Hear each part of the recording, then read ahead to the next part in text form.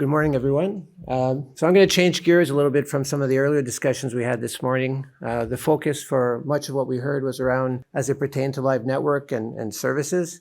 And I'm going to take it off box and really look at the actual design and planning process of IP optical networks. I'm also going to be looking at it from a higher level. So this presentation is not really about implementation specifics, but more about exploration of and opportunities around converging IP and optical design processes.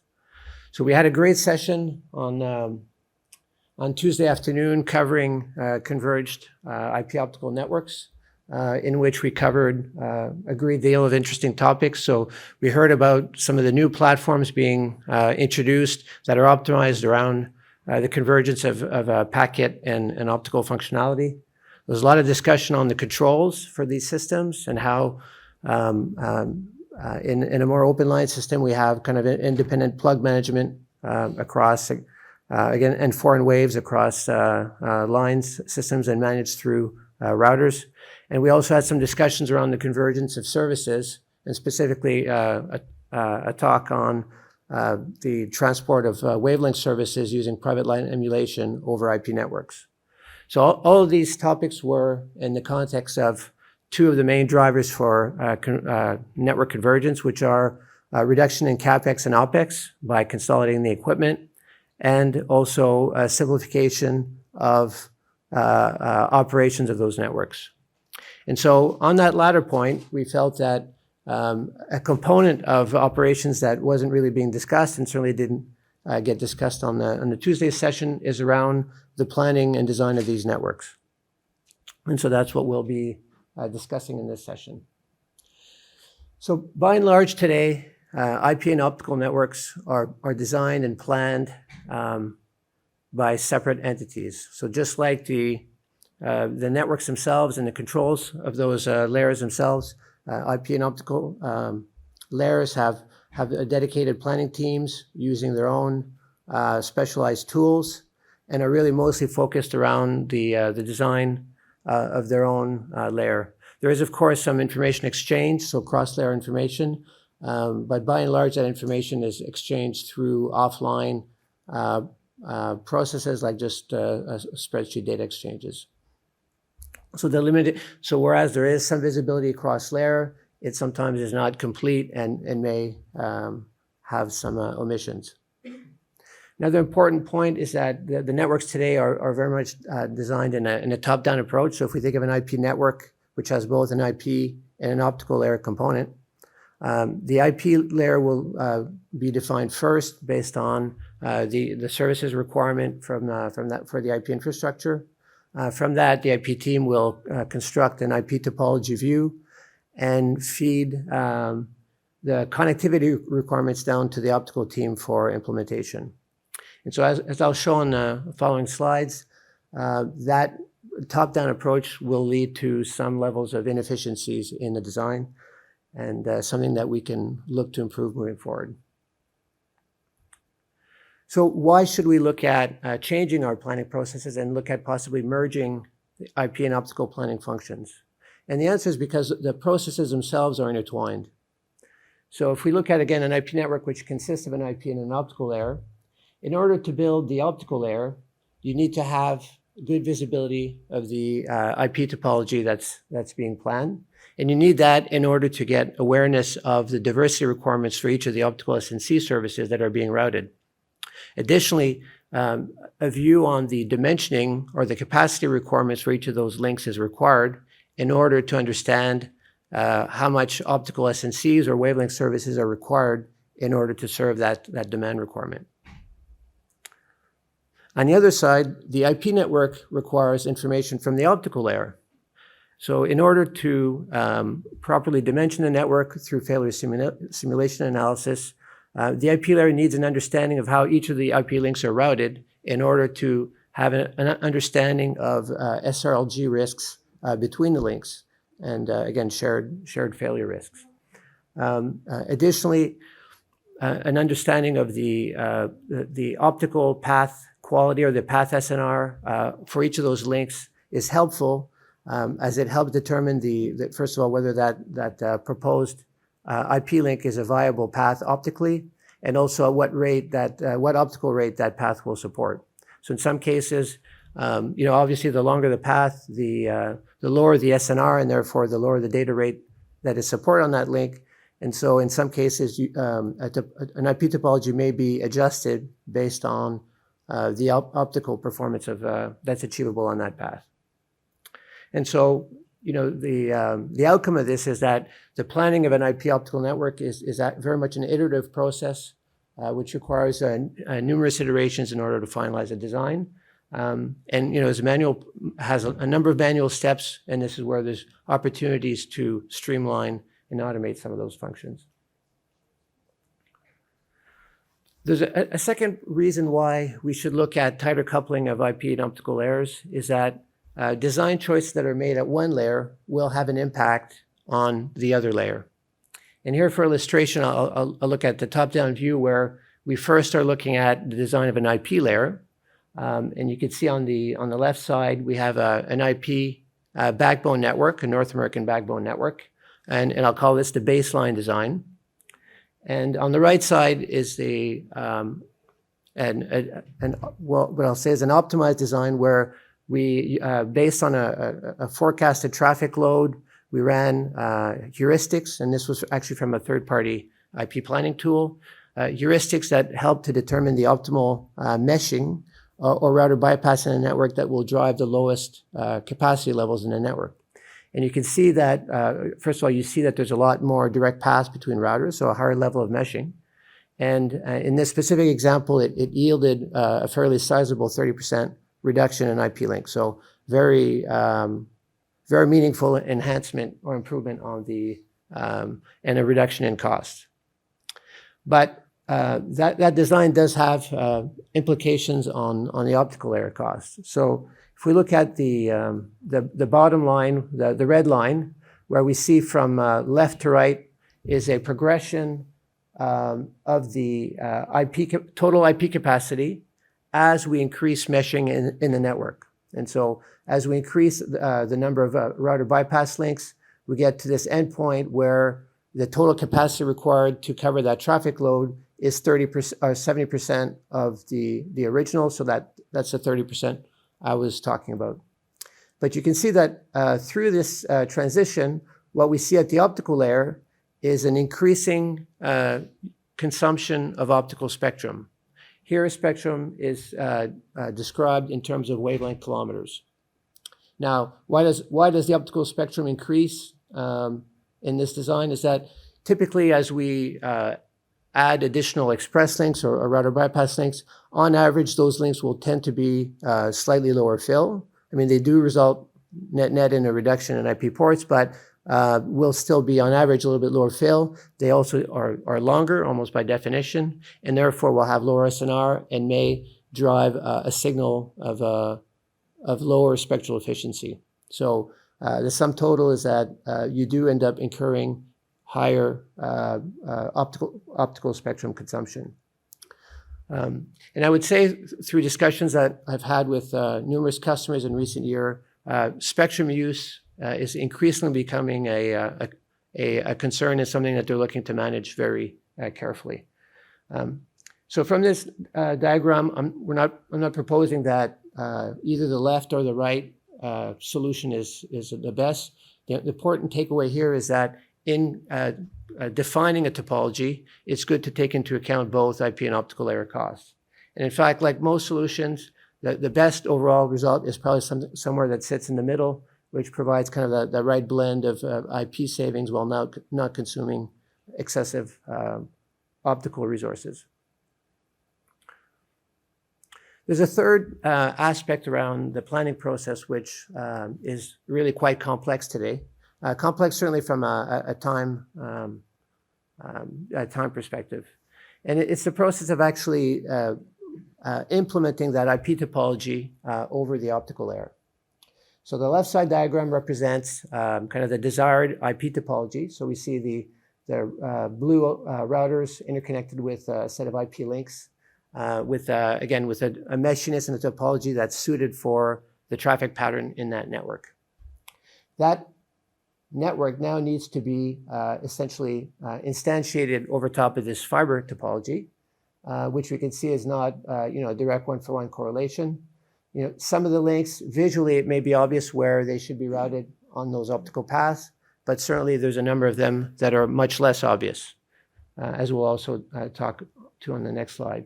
But the other important point is that as these IP links are mapped to optical SNC services and then routed with a more traditional optical planning tool, those optical planning tools don't have that topology view to help guide the routing of those links. And so, an optical tool will have, shortest path. You may be able to set diversity constraints, and you can add or include or exclude certain locations in the network.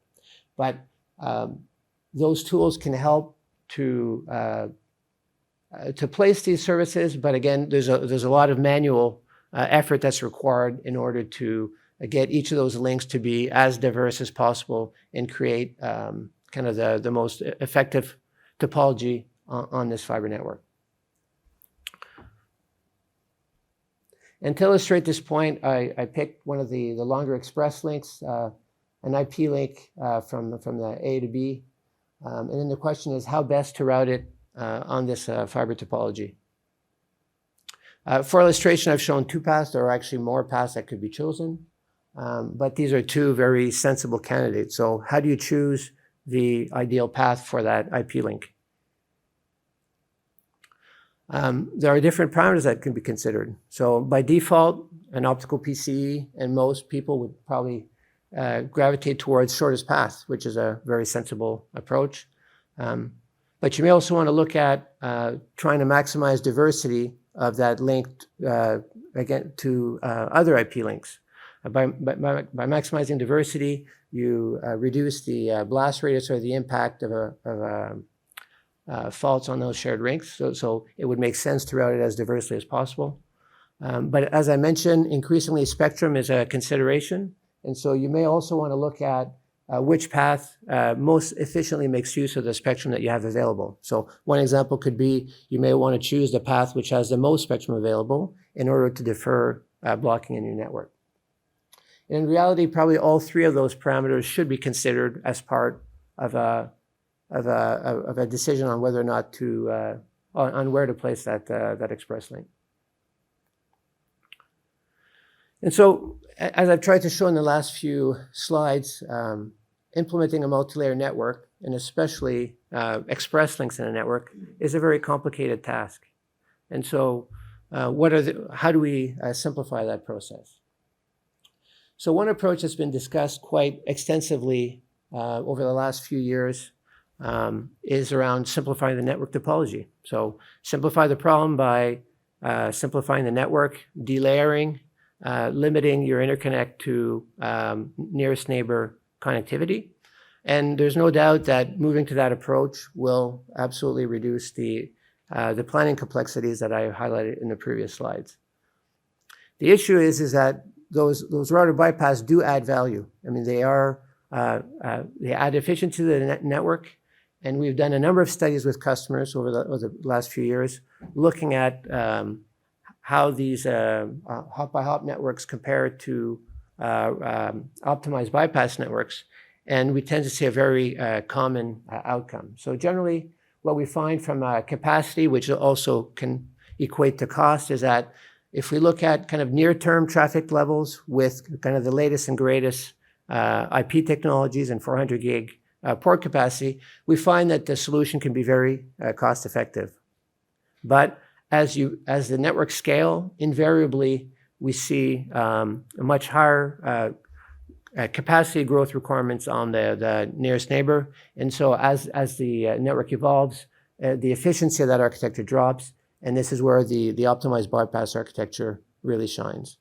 And this reduction in IP capacity has a direct correlation to the power consumption, and across a range of networks and as well as varying traffic loads, we found an average of 28% saving by maintaining router bypass in the network.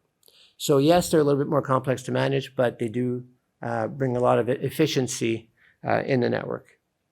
And so we feel that the better approach, rather than simplifying the network, is really to simplify the process associated with managing these express paths. And so the approach we've taken, again, is moving to a multi-layer planning model. I think there are different ways to implement it. Our perspective is that the optical planning simulation engine and the IP planning simulation engine are already quite complex functions. And so, we like to see the multi-layer planning as more of almost an orchestration function that helps to guide and coordinate the designs of both layers. And what are the advantages of that? Is that, well, first we have a more streamlined process where we eliminate the manual information exchange between separate tools. So this is all done in an automated fashion. As I'll show in the next steps, we also have an opportunity to automate some of the process steps along the way. And by having full awareness of both IP and optical layer topologies, we're able to achieve newer, higher levels of optimization, which I'll show. So more concretely, what are the actual benefits of moving to multi-layer planning? So a few specific examples. So first of all, if we have a view of the IP links that we're trying to create, and we have a view of the capacity required for each of these IP links, there's no need to go and separately instantiate and route and plan those optical services in an optical tool. The optical services should be automatically created in response to the intended IP topology and the capacity that it requires. Additionally, by having full visibility of the target IP topology, we're able to use that information to drive that optical PCE to find that optimal savings. I'll just step a little bit quicker here. The next step is around topology optimization, and I talked about that. The fact that in making a decision on the topology, you really need to incorporate both our costs. So by having a multi-layer tool, we can incorporate more readily optical path parameters. Examples are the path SNR, which has a direct impact on data rate, and the spectrum consumption. A third element is around network assurance. By modeling both IP and optical layers, we're able, first of all, to have a better end-to-end view of the paths, including cross-layer links and SRLG exposures on things like channel mux demuxes, but also, and this is important for some markets, is the ability to simulate the combined behavior of IP protection with wavelength restoration. And now, one of my final slides, just to bring home the point on the benefits of multi-layer optimization. So similar to the earlier chart I showed, we have on the left a baseline IP topology. We ran it through heuristics, which consider only IP cost metrics, and we get the diagram on the right. And you can see in this case, we got a 20%, almost 20% port savings. But the net impact is that we consume substantially more spectrum, in this case, 64%. By incorporating optical layer metrics in a decision, you can see that the overall network looks very similar to the top one. Some variations in where the express links are chosen, and they're chosen now in a means that takes better account of optical layer consumption. And we can see in this case, slight reduction in the IP port count, although still quite interesting, but a fairly substantial reduction in the amount of spectrum consumed. So, a good concrete example of how multi-layer cost metrics can help provide a more efficient overall solution. And I think I'll leave it at that, but just to say that, again, multi-layer design, multi-layer optimization is not a new concept. It's been researched in academia for quite some time. But like the integration of plugs and routers themselves, it's something that hasn't been really embraced to date. But as we look at convergence architectures moving forward, it's an opportunity as well to look at how they're designed and planned. Thank you. Great. Thank you very much.